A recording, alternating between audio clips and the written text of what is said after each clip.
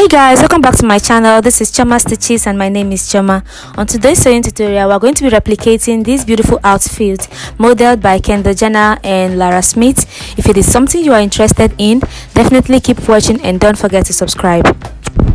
Here are the tools I'm going to be using to achieve this design. I have my ruler, my marker, my scissors. This is my fabric scissors, and this other one is my pattern paper scissors.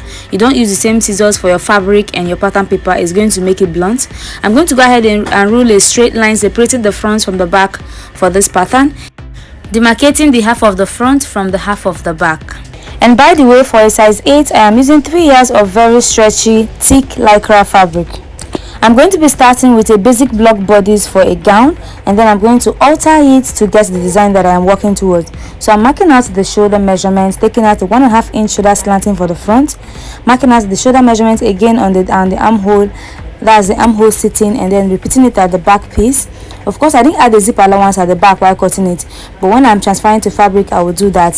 To get my armhole sitting, I divide my bust measurement by 6 and add 1.5 to it. And then I roll it all the way to the shoulder slope, that's the 1 inch shoulder slanting for the back and 1.5 inch for the front, and then I connect both of them. Now I'm going to be marking out the neckline so I can connect the slope. For the neckline, I started by marking out a 2.8 inches for the neckline width, and for the depth for the front I use 2.8 inches, and for the back I use 1 inch. Using my curved ruler, I connect it, and then I use a straight ruler to mark out my shoulder slope for both the front and the back. I will be altering the neckline when I'm ready to alter my pattern. To curve the armhole, I go up by 3 inches for the front, come in by 1/2 inch, connect it to my shoulder slope, and then use a curved ruler to connect it. For the back, I divide the pattern into 2, go in by 1/2 inch, connect it to the shoulder slanting, and then curve it with my curved ruler.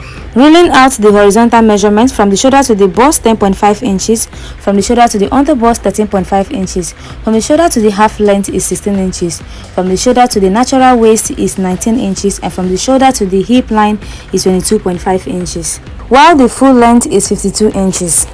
For the back, I marked out the shoulder to the half length and I used 14 inches instead of 16 inches. I'm going to be taking out 2 inches from the measurement to avoid the zip gaping at the back. But I also marked out the shoulder to the hip measurement of 22.5 inches.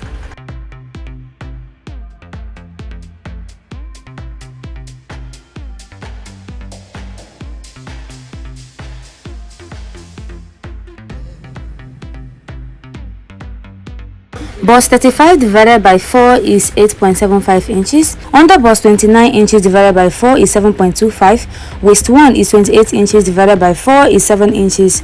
Waist 2 is 29 inches divided by 4 is 7.5 inches. While the hip 39 inches divided by 4 is 9.75 inches.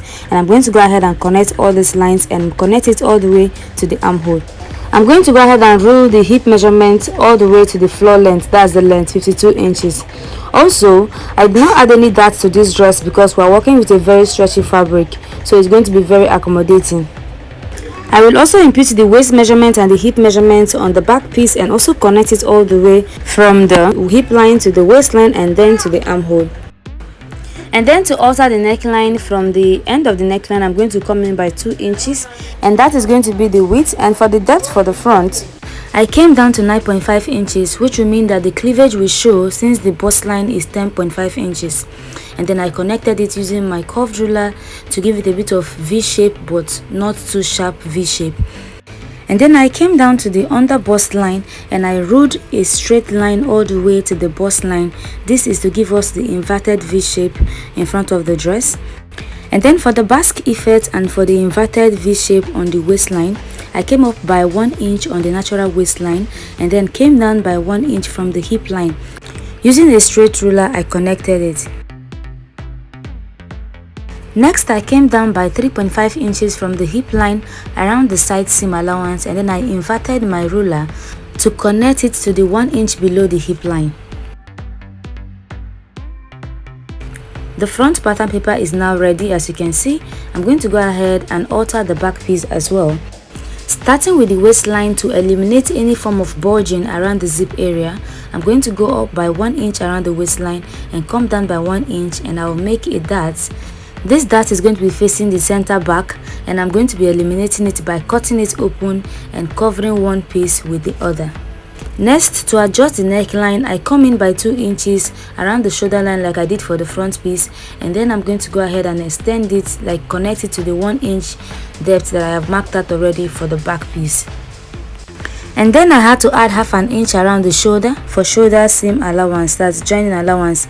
This is because the fabric we are working with is very stretchy, and if I'm not going to be using any sewing allowance on the bodice, then the part that needs sewing allowance, I have to just add it to avoid having to do it on the fabric. Now before I alter the back piece, I'm going to first go ahead and cut out the pattern before I start the alteration. While you cut out your pattern pieces, also remember to label it, because the pieces might change direction if you do not label it. The labeling is going to help you know which one is going in what direction to avoid mixing it up.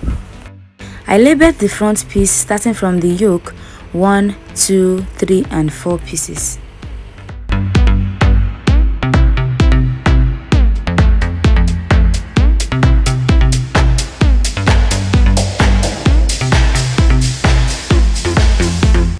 With better space to work with, I open up the dart line and then I cover it up by moving the one on top downwards to place it exactly on the line of the darts, and I'm going to go ahead and use a tape to hold it down. And so now I'm going to transfer the waistline inverted V and the basque effect to the back piece. The back piece will also have the same effect, so I just transferred the markings and then I connected it the same way I did for the front piece. Basically just transfer the marking. I placed the front piece to the back piece, hip line to hip line, and then transfer the measurement, okay, just from the hip line upwards and from the hip line downwards. And also when I had to label the back piece, after labeling it, then I'm going to go ahead and cut it open as well.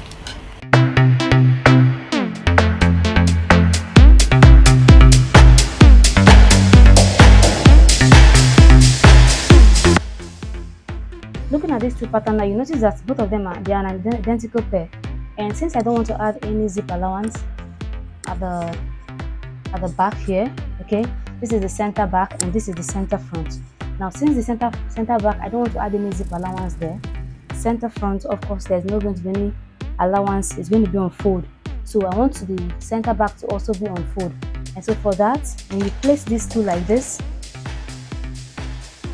is an identical pair, so I can cut it with just one of them, okay. So I'm going to choose to cut it with this one, the front piece.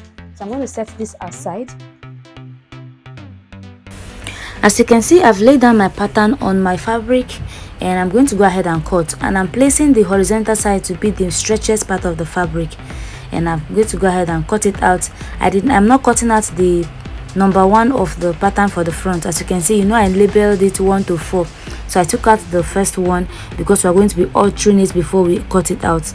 Now for the back piece, I added a zip allowance. Not still sure if I'm going to put a zipper, but I had to add the zip allowance. And this part of the back piece, the part that will sit directly under the top one, this is the B2. I cut it in a way that the center piece, that is the center back, does not have an opening, okay, it is on fold. I added 1/4 of an inch to all the pieces, but I didn't add any sewing allowance on the sides. And then to create the little bit of gather that is around the top area, around the bust area, on the yoke, that's the one of the pattern for the front, I'm going to go up by 3 inches, which sits exactly on the chest line if you take the measurement. And then I go up by 2 inches from the side of the yoke, and I'm going to curve it, like I'm going to connect these two lines but creating like a broken curve, and then shade it over.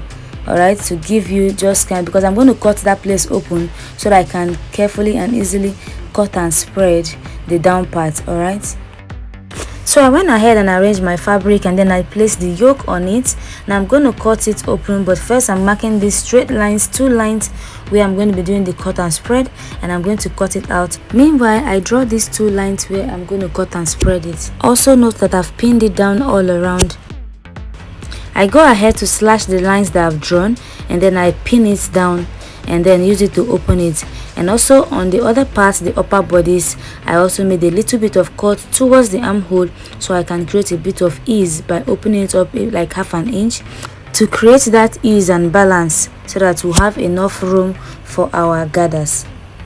After which I spread out the pieces to give me room, that will give me a bit of space where I can gather it to have the effect I want around the bust area. And then I add like 1/4 of an inch or half an inch to it, and I go ahead and trace it out. Also remember that there is no seam allowance on the side. I didn't add any seam allowance on the side, and of course no seam allowance on the armhole, because like I said, the fabric is very stretchy. Now to do the slash and spread on the lower bodice, I am going to fold my fabric into 4. First fold it in half and then fold it in half again to give me all the pieces I want, so I can cut the front and the back piece together. And I'm going to go ahead and pin it. At this point I had to draw 2 lines in the middle that I'm going to be using to do for my slash and spread, and I'm going to cut it but not cut it through. Unfortunately I went ahead to cut it through, but I also arranged it in a way that it will still fit perfectly for what I'm doing. Dividing the pattern into 3, you can do that as many as you want, but basically what I'm trying to do is slash and spread method so that I can accommodate as much flare as possible into this. Okay, so I'm going to go ahead and cut this very close to the end. When we were cutting the upper bodies, we know that we have to work towards using the stretchier part of the fabric on this side, but when we are cutting the lower bodies, because every part of the fabric is stretchy, you can just work with it and just consider most importantly the length of the fabric and of course the fullness. So that's, I'm going to go ahead and cut it out. So I'm going to cut this through now. So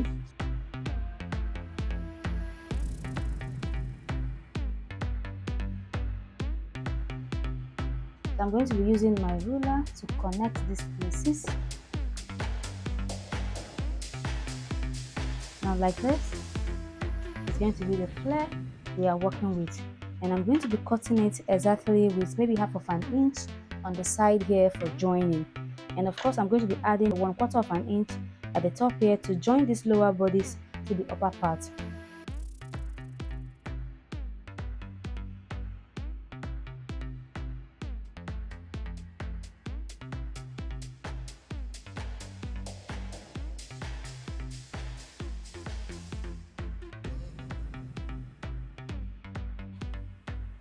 So here you can see I cut it into 2 together. So I have the 2 pieces for the front and the back. So this is the back B2. This is the 3, and of course this place I cut here on fold so that because I didn't want to have any allowance for this place. So the zip allowance stops at the B1. Okay, the B2 has no zip allowance. That is why I cut this part to the right side in a way that it doesn't have to have any zip allowance, and it is not open, it is covered. You can see. All right, and of course you notice that I didn't add any sewing allowance while I was cutting it because of the fabric. The fabric is stretchy on both ways. And then the slash and spread I did at this part,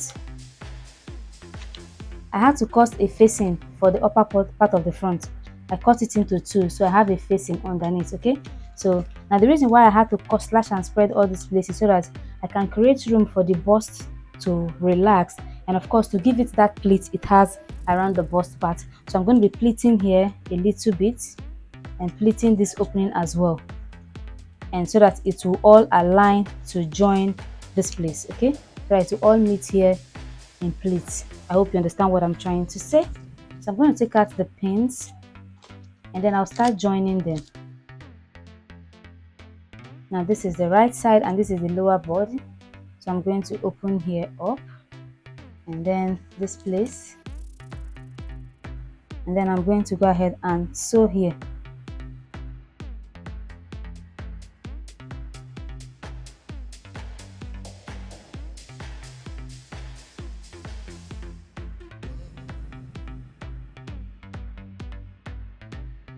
So I'm going to go ahead and sew this place like this, leaving it in this form.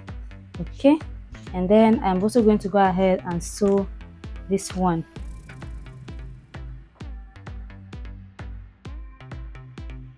I'm going to take the center, match it to the center here. So I'm going to just go ahead and pleat this. You can gather it if you want.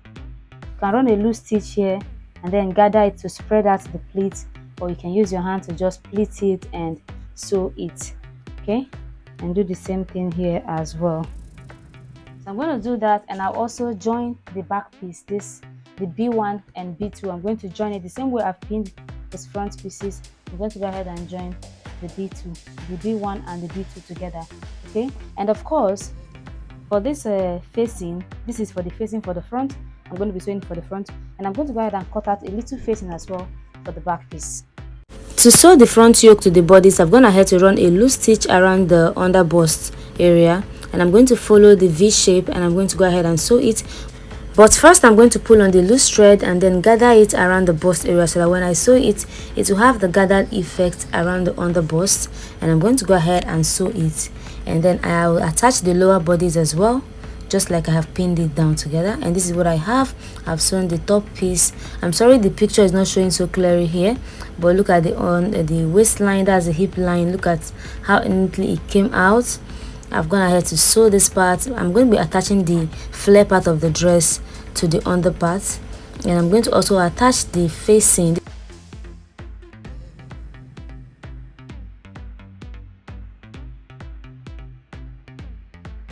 Also, I decided to attach an invisible zipper to the back piece.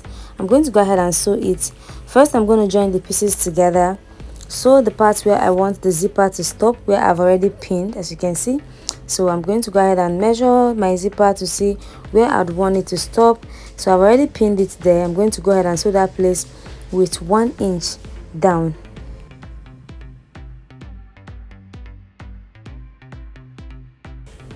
And then I'll go ahead and lay down the back piece and attach the invisible zipper just like this. And here it is. I have gone ahead to sew the invisible zipper, and this is how it looks.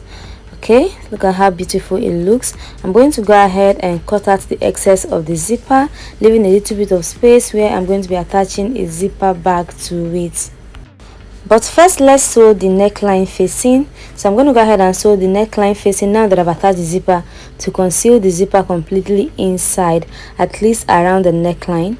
So after sewing it, I went ahead to also sew the front piece as well, using a hemming gun in between the facing and the main fabric.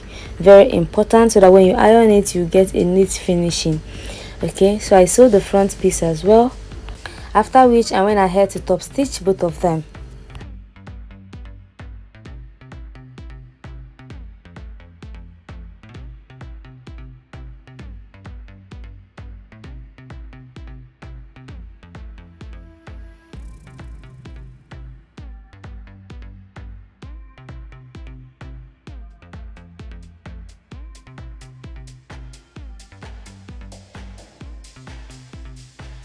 After top stitching, this is what I have. So I'm going to go ahead and fold the facing like this and sew it inwards like this. This is to conceal the zipper around the neckline.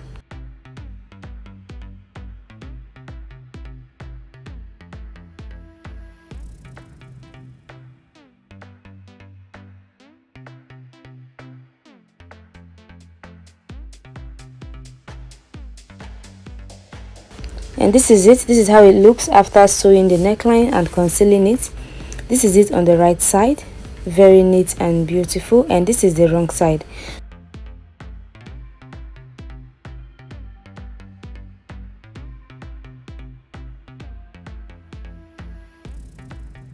I also went ahead to pleat the excesses around the underbust for the facing to match the main bodice, okay, so that it will have that pleated effect as well at the back.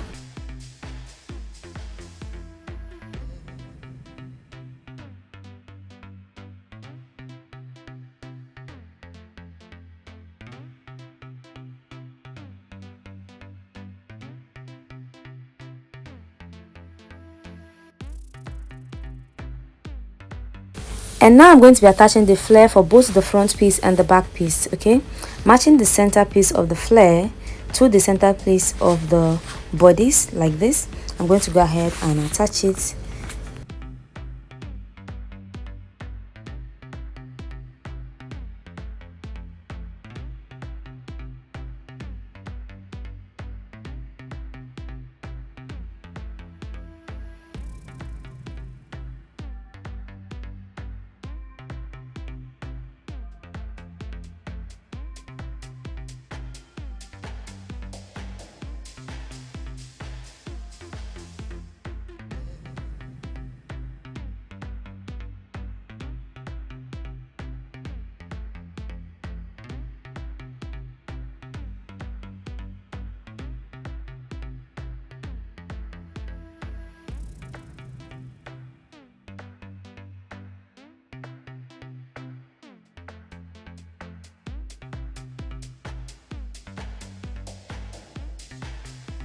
Now that I've joined the pieces, I'm going to go ahead and sew the shoulder, and this is what I have. Look at it, looking so nice.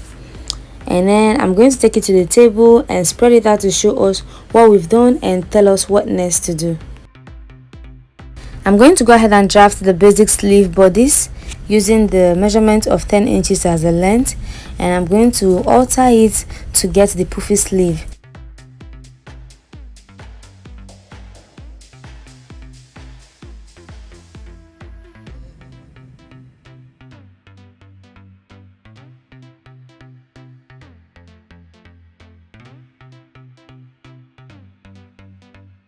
Now I'm going to be using the slash and spread method to increase the length of the sleeve, thereby creating the poofy effect. First, I'm going to pin the sleeve to keep it steady, and I'm going to cut exactly at the armhole sitting, the line I marked out to create the armhole sitting. I will also come down to like 3 inches and also slash it and try not to cut it through, and then I'm going to open it out, spreading it to create more room for us to have a nice poofy sleeve. After which, I marked out the actual length of the sleeve. Now that it is now on slash and spread, I marked it with a straight ruler, and then I went up by like 1 inch and curved it to make the cap of the sleeve. All of this part is going to be gathered to give us a nice poofy sleeve. I'll go ahead and cut it out and use this piece to cut out the second sleeve. And now to create the poofy sleeve, from the center piece of the sleeve where I created the cap of the sleeve, I am going to go ahead and run a loose stitch all around like so, and after running the loose stitch, I'm going to gather it around the sleeve when we are attaching it to give us a poofy effect. This is where we are at, and this is the front part of the dress. As you can see, this is the right side and this is the wrong side of the back piece, showing us the zip line.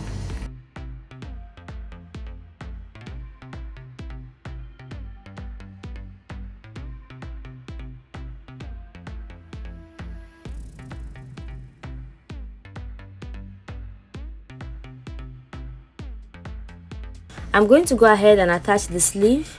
Matching the cap of the sleeve to the shoulder joining, I'm going to go ahead and gather the part that I want to have the poofy effect, and then the other part I'm going to sew it straight forward.